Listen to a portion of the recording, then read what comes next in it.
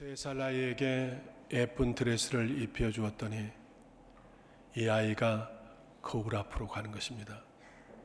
그리고 거울에서 자기의 모습을 비춰보고 이렇게 말하는 것입니다. 거울아 거울아, 세상에서 누가 제일 예쁘지?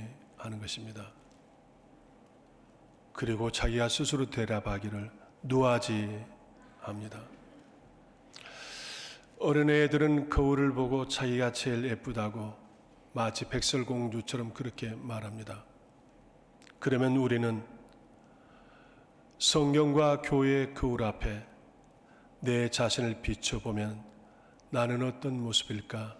우리는 생각해 봅니다. 성경 앞에 나의 모습을 비춰보고 교회 앞에 나의 모습을 비춰보면 나의 얼굴은 어떤 모습일까? 더구나 스피리추얼 페이스, 영성의 모습은, 신앙의 얼굴은 어떤 모습일까? 우리가 스스로 생각해 보아야 합니다. 오늘은 대림절 셋째 주일입니다. 대림절은 예수 그리스도의 오심을 준비하고 또 새해를 준비하는 계절입니다.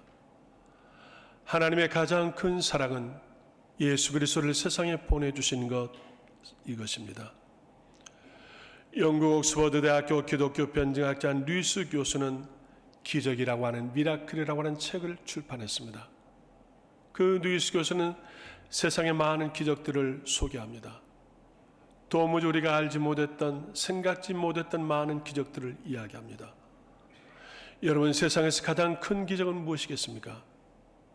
홍해 바다가 나누어지는 사건, 가나 혼인잔치에서 물로 포도주로 변하는 이적, 죽은 나사로가 살아나는 것, 안진뱅이가 일어나 걷는 것, 모두 사람들이 할 수 없는 이적들입니다.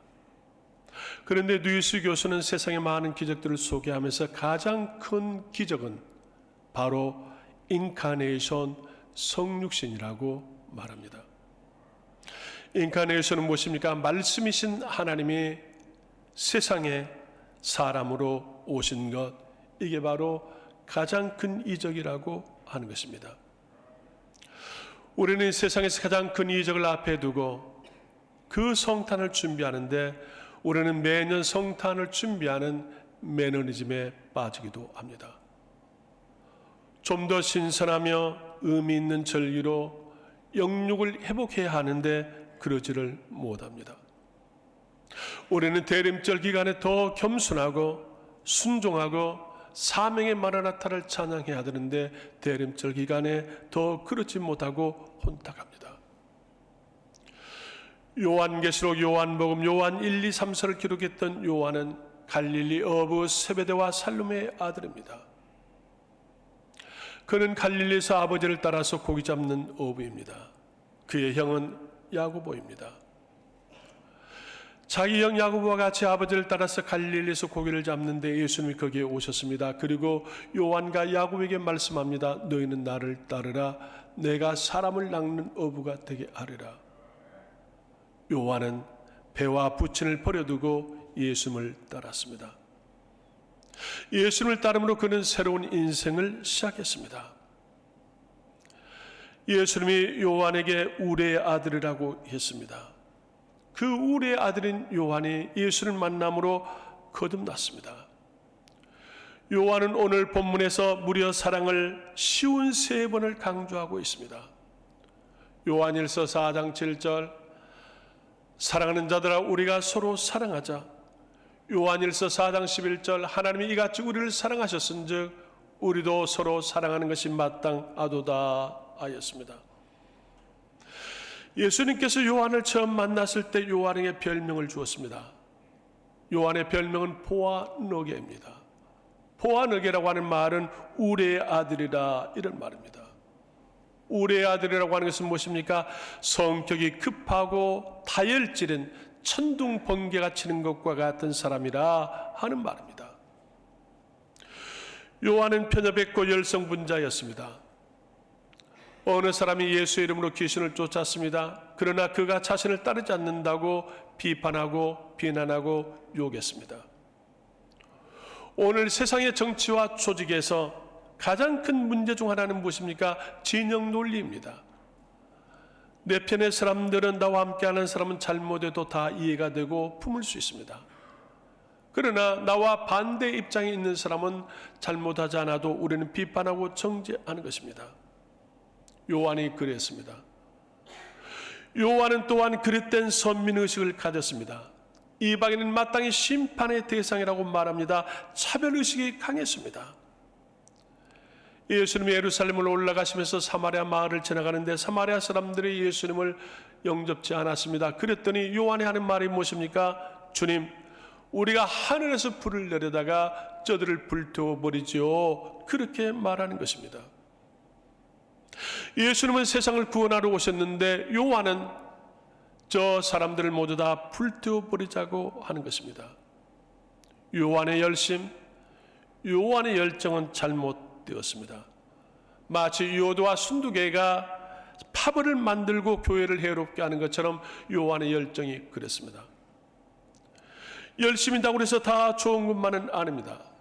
잘못된 열심은 쓴뿌리가 되어지고 도리어 거침돌이 되는 것입니다.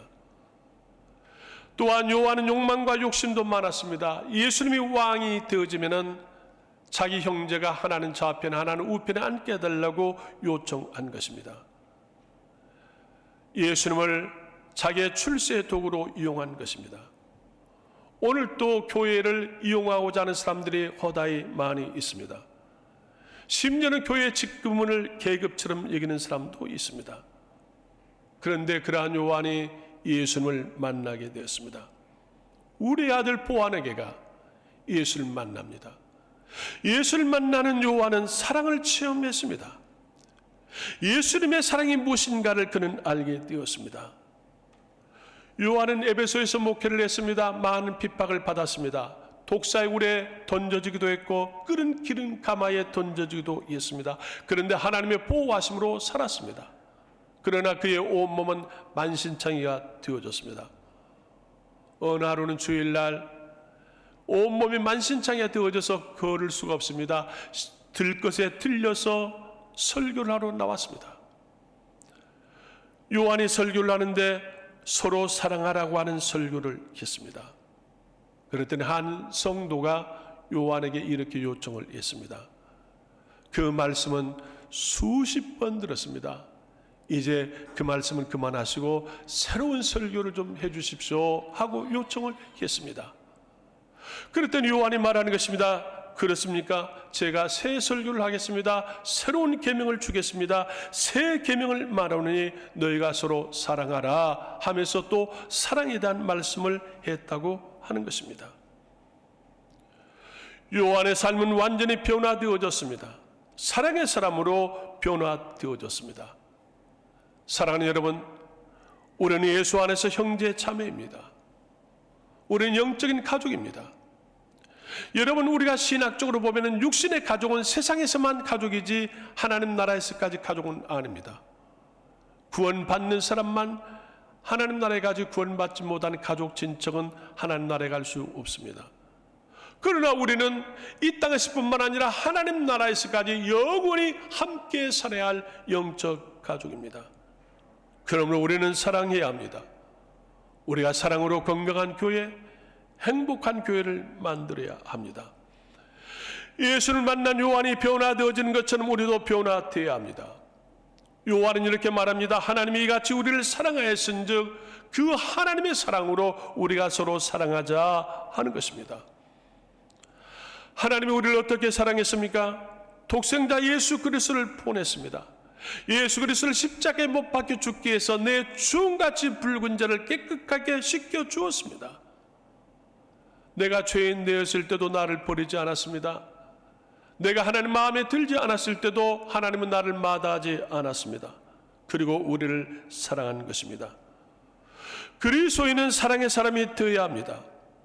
우리의 아들 요한이 사랑의 사도로 변화되는 것처럼 우리는 그렇게 변화되어야 합니다.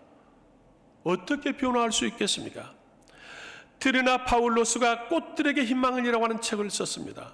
이 꽃들의 희망의 이 책에는 두 마리 애벌레가 주인공입니다. 파울로스는 두 마리 애벌레를 통해서 우리의 변화를 말하고자 한 것입니다. 애벌레의 생애, 애벌레의 성장 과정을 말하는 것입니다. 첫째는 애벌레가 먹고 자는 단계입니다. 여러분, 뉘에를 길러보신 적이 있습니까?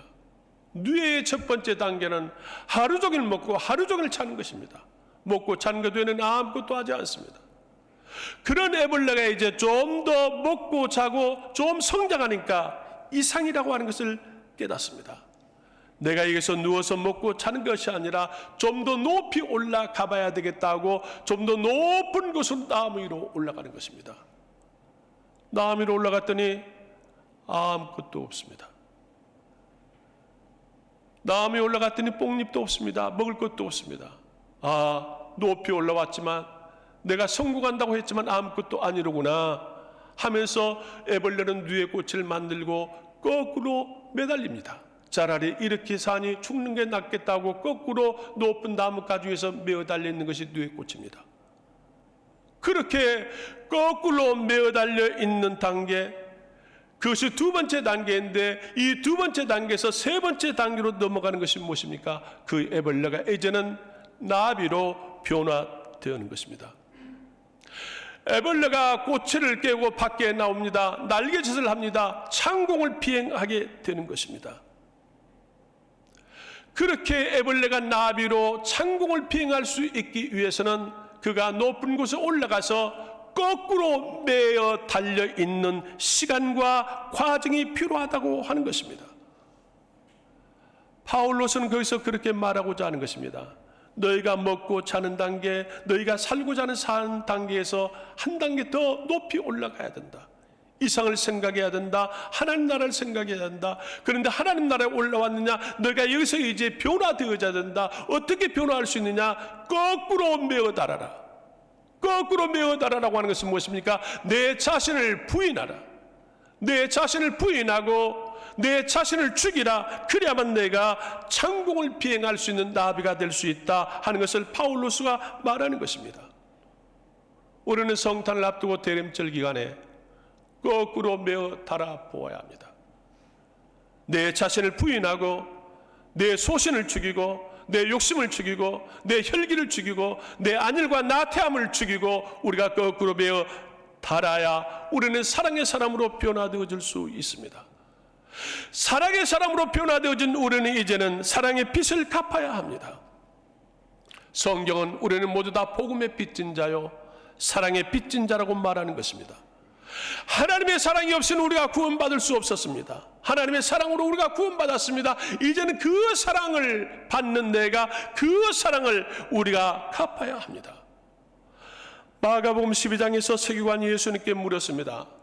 모든 계명 중에 첫째가 무엇입니까? 물었습니다. 그랬더니 예수님이 이렇게 말씀하시는 겁니다. 첫째는 내 마음을 다하고 목숨을 다하고 뜻을 다하고 힘을 다하여 주 너의 하나님을 사랑하라 하신 것이요, 둘째는 내 이웃을 내 자신과 같이 사랑하라. 이보다 더 큰 계명이 없느니라 하였습니다. 요한복음 13장에서 예수님께서 또 말씀하시기를 새 계명을 너에게 주노니 서로 사랑하라. 내가 너희를 사랑한 것 같이 너희도 서로 사랑하라. 너희가 서로 사랑하면 이로써 모든 사람이 너희가 내 제자인 줄 알리라. 그렇게 말씀하셨습니다. 어거스틴은 그리스도를 구별하는 유일한 표징은 사랑이라고 말했습니다. 톨스토이는 하나님을 본 사람이 없으되 우리가 서로 사랑하면 하나님이 우리 안에 계신다고 하였습니다. 우리는 사랑해야 합니다. 무엇을 사랑해야 하겠습니까? 세 가지를 사랑해야 되는데 첫째는 자신을 사랑해야 합니다. 그리스도인은 자신을 사랑해야 합니다. 사람은 누구나 자기를 사랑합니다. 그러나 보통 사람들은 모두 다 이기적이며 에로스적인 사랑을 합니다. 보통 사람은 모두 다 감정적이고 말초적인 사랑을 합니다. 건강한 몸을 만들기 위해서 운동하는 사람들 보십시오. 자기 몸을 엄청나게 사랑합니다. 피부과를 자주 가신 분들, 성형외과를 자주 가신 분들 그 안에도 삽니다. 그러나 자기를 사랑하니까 자기 얼굴을 좀 더 예쁘게 만들고자 최선의 노력을 다합니다. 그런데 예수 믿는 내가 그리스도인으로 나의 영성의 얼굴을 가지고서는, 내 신앙의 얼굴을 가지고서는 얼마나 관심을 가지고 관리를 하고 있습니까? 여러분의 얼굴에 뾰루지가 나면은 바로 병원에 갈 것입니다. 여러분의 신앙의 얼굴에 뾰루지가 나면 어떡하겠습니까? 영성의 얼굴에 흠이 나면 어떡하겠습니까? 약을 발라야 하지 않겠습니까? 아침 저녁으로 우리가 세안을 하면서 얼굴을 관리하는 것처럼 우리가 아침 저녁으로 하나님 앞에 기도하며 우리의 영성의 얼굴은 얼마나 관리를 하고 있습니까? 유명한 가수 윤복희 권사와 윤한기 목사님을 우리는 잘 압니다. 윤복희 씨와 윤한기 씨가 예수를 믿지 않을 때 즐겨 부른 노래가 있습니다. 대표적인 노래 나는 어떡하라고 탄식하는 노래입니다. 장밋빛 스카프 허전한 이 마음 어떻게 달래보나 모두 다 비관적인 노래들입니다. 그런데 윤한기 씨가 암에 걸려 죽게 되었습니다. 회개하고 기도함으로 치료를 받고 건강을 회복했습니다. 그러고 나서 윤한기 씨가 신학을 공부하고 목사가 되었습니다. 그 윤한기 씨가 그 뒤에 부른 노래가 무엇입니까? 나는 행복합니다. 정말 정말 행복합니다. 그런 노래를 윤한기가 부르고 있습니다. 나는 예수로 말미암아서 가장 행복하다고 윤복희나 윤한기 씨는 그렇게 노래하며 간증하고 있습니다. 우리는 내 자신의 영성의 사람을 사랑해야 합니다. 둘째는 우리는 하나님을 사랑해야 합니다. 하나님이 나를 사랑하신 것 같이 나의 사랑에 예수 그리스도를 십자가에 죽이면서까지 내 모든 죄를 사해 주시고 사랑하신 하나님, 그 하나님을 내가 이제는 사랑해야 합니다. 그 하나님을 어떻게 사랑할 수 있습니까? 우리는 하나님을 사랑하는 사람은 예배 생활을 철저하게 잘 해야 합니다. 주의를 온전하게 성수해야 합니다. 하나님을 사랑함으로 11조를 온전하게 드려야 합니다. 주님의 몸된 교회의 편안과 성장을 위해서 미랄이 되어야 합니다. 그리스도의 남은 고난을 교회를 위해서 내 몸에 채워야 합니다. 이것이 하나님을 사랑하는 것입니다. 마지막으로 우리의 이웃을 사랑해야 합니다. 우리가 하나님을 사랑하는 것은 두 가지가 있습니다. 하나님 말씀입니다. 성경 말씀을 듣고 깨달을 때 하나님의 사랑을 알 수 있습니다. 천지를 창조하신 하나님, 주관하신 하나님, 그 말씀을 들을 때 믿음이 나는 것입니다. 그런데 또 하나는 사랑입니다. 사랑은 거듭남의 조건은 결코 아닙니다. 그러나 사랑은 하나님의 자녀임을 확인할 수 있습니다. 그래, 사랑하는 사람은 하나님의 자녀이지만 사랑하지 못하는 사람은 하나님의 자녀라고 말할 수가 없습니다. 그러므로 우리는 우리의 이웃을 사랑해야 합니다. 우리 이웃은 나의 섬김의 대상들입니다. 하나님이 나를 사랑하신 그 사랑을 가지고 내가 이웃을 사랑해야 합니다. 불신자는 전도해서 구원해야 하고, 예수 안에 있는 우리 형제 자매들은 우리가 먼저 이해하고 위로하고 격려하고 세워줘야 합니다. 이들은 나의 멸관이며 이들은 나의 축복의 조건입니다. 사랑하는 여러분, 나의 모습은 어떻습니까? 나의 영성의 얼굴은, 나의 신앙의 얼굴은 어떤 모습이겠습니까? 우리의 육안을 거울에 비춰보면 알 수 있듯이 우리의 영성을 성경과 교회에 비춰보면 알 수 있습니다. 성경 앞에, 교회 앞에 나의 얼굴은 어떠한 모습인가 우리는 돌이켜 보아야 합니다. 내 자신의 영성을 사랑하고 주님의 몸된 교회를 사랑하며 우리가 이웃을 사랑하는 사람이 되어야 합니다. 우리가 사랑할 때 그리스도의 제자인 줄 알게 되리라고 말합니다. 사랑할 때 하나님이 새로운 변화를 추구하신다고 말씀하고 있습니다. 우리 아들 보아너게가 사랑의 사도가 된 것처럼 오늘 우리는 이 대림절에 오늘 주님의 성찬을 먹는 우리는 새롭게 사랑의 사람으로 변화되어질 수 있기를 주의 이름으로 축복합니다. 기도하겠습니다. 하나님이 나를 사랑하셔서 천지 만물을 창조하셔서 주셨고 예수 그리스도를 보내주시고 나의 죄를 씻게 하기 위해서 십자가에 못 박혀 보혈을 흘려주심으로 우리가 거룩한 자녀가 되었습니다.